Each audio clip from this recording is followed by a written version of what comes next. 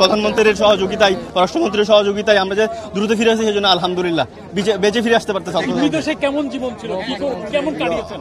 ভীতিকর পরিস্থিতি, আসলে বলতে পারবো না এগুলা। এক একটা দিন দুঃস্বপ্ন, আমাদের দুঃস্বপ্নের মতো মনে হচ্ছে এখন প্রতিদিন।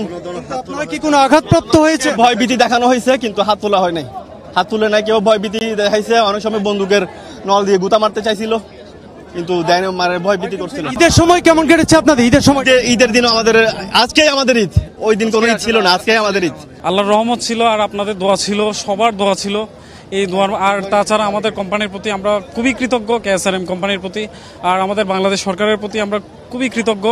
আমাদের সব মিলিয়ে আমাদের জন্য বাংলাদেশের জনগণ যা করছে, যা কিছুই করছে, বাংলাদেশের মানুষ বলেন, সরকার পক্ষ বলেন, আমাদের শিপিং নৌ পরিবহনের যারাই আছেন, আর আমাদের যে KSRM এর আমাদের যারাই আছেন কর্মরত মালিক পক্ষ, ওনারা আমাদের জন্য অনেক করছে। মৃত্যু মুখ থেকে এখানে বেঁচে ফিরে আসছি, তো স্বাভাবিক ফ্যামিলির সাথে মিট করে অনেক খুশি লাগতেছে।